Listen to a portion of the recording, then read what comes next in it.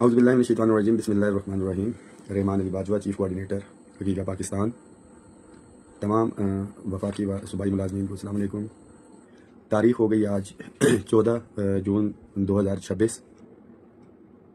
معذرت چاہوں گا کہ کل کا دن جو ہے انٹریکشن نہیں ہو سکی ساتھیوں کے ساتھ، کیونکہ بجٹ کا دن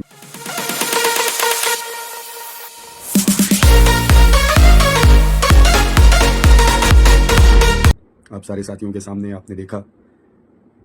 جو اپڈیٹ دے رہے تھے رات 2 بجے بھی وزارت خزانہ کے سامنے بیٹھ کے، وہ یہی تھا کہ گورنمنٹ جو ہے کوئی خاطر خواہ اضافہ نہیں کر رہے. ڈیڈ لاک تھا ہمارا 2 ایڈ ہاک ریلیف الاؤنسز کے اوپر. اور ساتھیوں کو پتہ ہونا چاہیے کہ بجٹ سپیچ جو ہے، جو یہ ٹیکنیکل چیزیں ہیں، یہ ایک دن پہلے یہ تیار ہو جاتی ہے، رات تک جو ہے پرنٹنگ کے لیے جاتی ہے، اور بجٹ والے دن وفاقی کابینہ میں پیش ہوتی ہے پرنٹنگ کارپوریشن سے.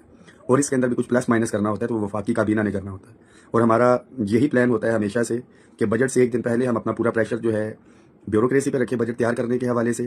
اور جو بجٹ کا ایک دن پہلے جو ہے وہ تو بیوروکریسی کے اوپر، بجٹ کے دن جب وفاقی کابینہ کی میٹنگ ہے اس ٹائم ہم اپنا بھرپور پروٹیسٹ ریکارڈ کرائیں، کوشش کریں وفاقی کابینہ کے سامنے پہنچنے کی، کہ جو وفاقی وزراء وہاں پہ پہنچ رہے ہیں ان کو پتہ ہو کہ بائی پروٹیسٹ ہونا ہے.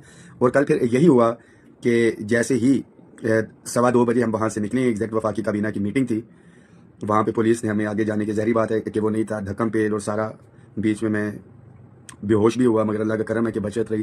جسم کے اوپر ابھی بھی اس طرح سے اوورال لاٹھی چارج تو نہیں تھا، بٹ جو ڈنڈے سامنے رکھے ہوئے تھے اور جس سے پریس کیا جا رہا تھا تو سارے جسم کے اوپر وہ نشان اور وہ ساری چیزیں. بٹ یہ اللہ کا کرم ہے، اللہ کا احسان ہے کہ اسی دوران جب یہ لا اینڈ آرڈر کی صورتحال بنی، تمام ٹی وی چینلز کے اوپر آپ نے دیکھا، تو وفاقی کابینہ سے جو میری لاسٹ ویڈیو بھی تھی، میں نے بتایا کہ رانا ثناء اللہ صاحب کی کال آئی اور انہوں نے یہ بتایا کہ یہ ساری جو آپ کی ڈیمانڈز کے حوالے سے تھا ایڈ ہاک ریلیف، وہ کابینہ کی میٹنگ ہونے لگی اور جو میں نے کمٹمنٹ کیا وہ ہم کریں گے. بجٹ اسپیچ آپ سب ساتھیوں نے سنی، اس میں 7% کا ذکر تھا. جب انیکسچر شیئر ہوا اس کے اندر ہمیں پتہ لگا کہ ہماری یہ چیزیں ہیں کہ آلدو اس کے اندر 100% ڈسیبل امپلائز کا بتایا ہوا تھا، کنونس الاؤنس کا تھا، 2 ایڈ ہاک ڈسپیرٹی کا.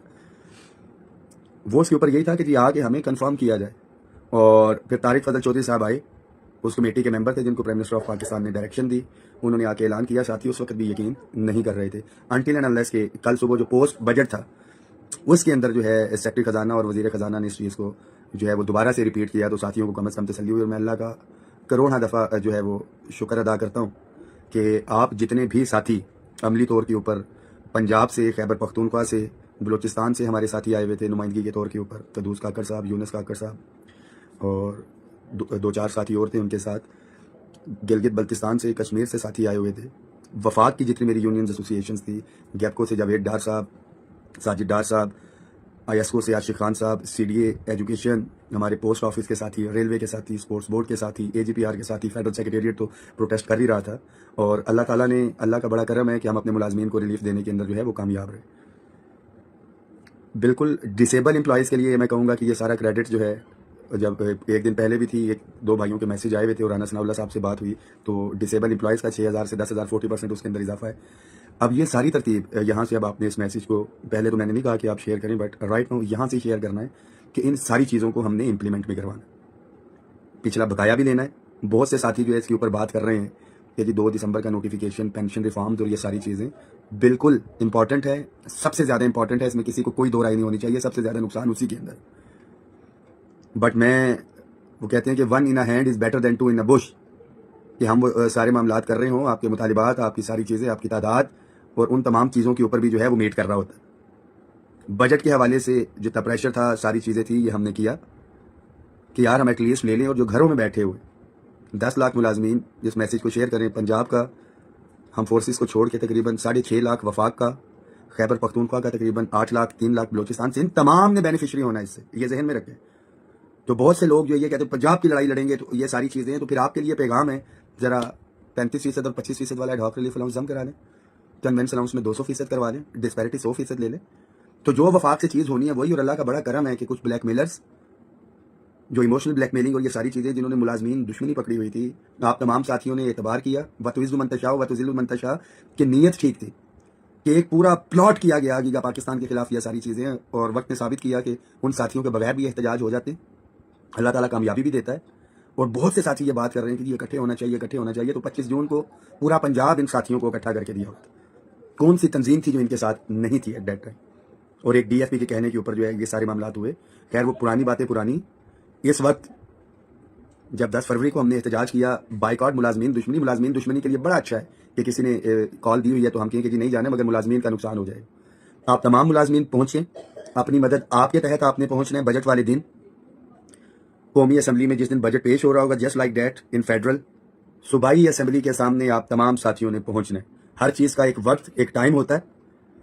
دس ول بی دا ٹائم. اور یہ میں پھر بتا رہا ہوں کہ اگر آپ دوبارہ سے کیلکولیٹر لے کے گھروں کے اندر بیٹھے رہے اور اس امید کے ساتھ کہ یہ چیزیں ہو جائے گی, تو پنجاب گورنمنٹ سے آپ جو ہے یہ امید نہ رکھیں. آپ تمام ساتھیوں کا جو ڈیمانڈز کر رہے ہیں, ایک ایک ڈیمانڈ پتہ ہے, زبانی یاد ہے, میں پھر بتاتا چلوں. آپ کا میسیج اور یہ ہونا چاہیے کہ جی بالکل لبیک, ہم حاضر ہیں, ہم پہنچ رہے ہیں.